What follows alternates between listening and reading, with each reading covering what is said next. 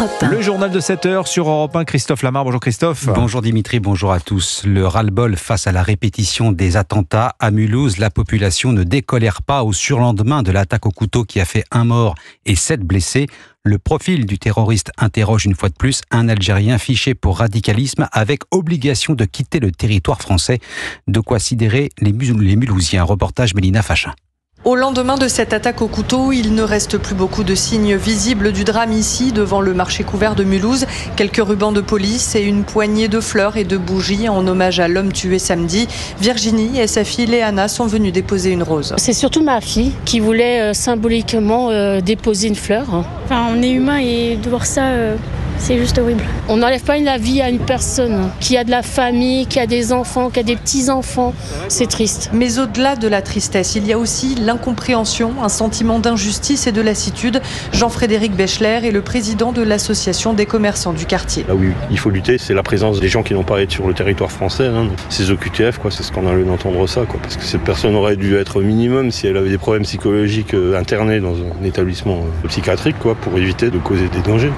Quoi que dise le ministre de l'Intérieur, il n'y a pas eu d'action. Un rassemblement en soutien aux victimes de cette attaque organisé par la mairie aura lieu ce soir à 19h30. Mulhouse, Mélina Fachin, Europe 1. Alors l'assaillant et 3 de ses proches sont toujours en garde à vue ce matin. Selon le ministère de l'Intérieur, cet Algérien sous OQTF a fait l'objet de 10 procédures d'expulsion. Par 10 fois, Alger a refusé de reprendre son ressortissant. Il faut engager un rapport de force avec l'Algérie, dit le ministre Bruno Retailleau. Des mots, rien que des mots, fustige le Rassemblement national. Alexandre Chauveau. Marine Le Pen remettait déjà en cause il y a 1 mois l'action de Bruno Retailleau place Beauvau. Il dit. Et quand est-ce qu'il fait ? Depuis l'attaque terroriste de Mulhouse, Jordan Bardella enfonce le clou. Les mêmes drames, la même barbarie se répète avec à chaque fois les mêmes personnalités, les mêmes profils et aucune mesure de fond n'est prise. Ça fait plusieurs semaines, voire plusieurs mois qu'on parle d'un bras de fer diplomatique avec l'Algérie. Le ministre de l'Intérieur doit maintenant agir ou partir. Le Rassemblement national associe désormais Bruno Retailleau à Gérald Darmanin, à qui le RN reprochait un excès de communication et une absence de résultats.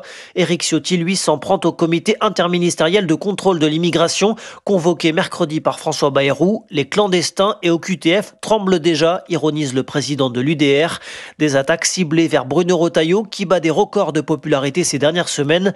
Ils font semblant de ne pas comprendre que ça n'est pas de notre ressort, rétorque la place Beauvau, qui rappelle l'absence de majorité à l'Assemblée, le gouvernement composite auquel appartient le ministre de l'Intérieur et la difficulté à actionner tous les leviers souhaités pour rendre les expulsions plus efficaces. Alexandre Chauveau du service politique d'Europe 1. Mohamed Amra accepte son extradition vers la France et ce qu'affirme son avocate. 10 de ses complices présumés ont été interpellés dans la foulée de son arrestation ce week-end à Bucarest. Selon les autorités roumaines, Mohamed Amra était prêt à en passer par la chirurgie esthétique et voulait rejoindre la Colombie. C'est l'une des plus grandes affaires de pédocriminalité jamais jugées en France. Le procès de Joël Le Squarnec s'ouvre aujourd'hui à Vannes devant la cour criminelle du Morbihan. L'ancien chirurgien, aujourd'hui âgé de 74 ans, comparaît pour viol et agression sexuelle sur d'anciens patients, près de 300 victimes, âge moyen 11 ans. Procès qualifié de sensible par le ministère de la Justice lui-même. Retour sur les faits. Sandrine Prioul, correspondante d'Europe 1 dans le Grand Ouest. 83-2014, 30 ans, a violé des enfants encore somnolents dans les blocs opératoires du Grand Ouest, a revendiqué une pédophilie sadique dans des carnets intimes jusqu'au jour de trop où il s'exhibe à Saintes. L'attentat à la pudeur vaut perquisition chez le chirurgien, se rappelle André Roland chez France Victimes. Les enquêteurs sont tombés sur des carnets qui attestaient l'importance de ces violences sexuelles commises sur des enfants à l'occasion des activités professionnelles du docteur Le Squarnec. Donc, les enquêteurs ont effectivement entendu les victimes. Quasiment la totalité avait cela enfoui en elles sans percevoir les causes du mal-être dans lequel elles se trouvaient depuis des années. Ces victimes mettent désormais un nom sur leur mal-être, mais ne peuvent s'empêcher de questionner. Comment déjà repéré par le FBI, condamné à du sursis pour détention d'images pédopornographiques, leur prédateur a-t-il pourtant pu perpétuer l'abject, bénéficier tour à tour de son statut de praticien et des dysfonctionnements de la justice. Sandrine Prioul, correspondante d'Europe 1 dans le Grand Ouest. Vous écoutez Europe 1 matin, il est 7h05. Ce coup de tonnerre électoral en Allemagne, les conservateurs de la CDU remportent les législatives, marquées par une forte poussée de la droite nationaliste. L'AfD réalise un score historiquement élevé, 20,8% des suffrages. Le parti d'Alice Weidel s'impose comme la deuxième force politique du pays. très loin devant les sociodémocrates d'Olaf Scholz qui réalisent leur pire score depuis la fin de la Seconde Guerre mondiale, moins de 17% des voix. Wilfried de Villers, envoyé spécial d'Europe 1 à Berlin. Le score est historique pour l'alternative pour Deutschland, plus de 20%. Le parti devrait tout simplement doubler son nombre de voix au Bundestag, le Parlement allemand. Hier soir, à l'annonce des résultats, Alice Weidel, la dirigeante du parti, monte sur scène dans son QG de Berlin et savoure devant ses partisans ce qu'elle peut considérer comme une victoire. Nous n'avons jamais été aussi forts au niveau national. Nous sommes devenus la deuxième force la plus puissante en tant qu'alternative pour l'Allemagne et nous sommes désormais solidement ancrés en tant que parti populaire. Un ancrage et une banalisation des idées portées par le parti, notamment celle sur l'immigration. Une ligne dure dans une Allemagne meurtrie ces derniers mois par les attaques terroristes. Et Alice Weidel pense déjà à l'après, à une possible coalition avec la CDU. Je dois dire une chose. Notre main sera toujours tendue pour participer à un gouvernement et pour remplir la volonté du peuple, la volonté de l'Allemagne. Nous sommes prêts à participer au gouvernement. Nous sommes toujours prêts à mettre en œuvre la volonté du peuple.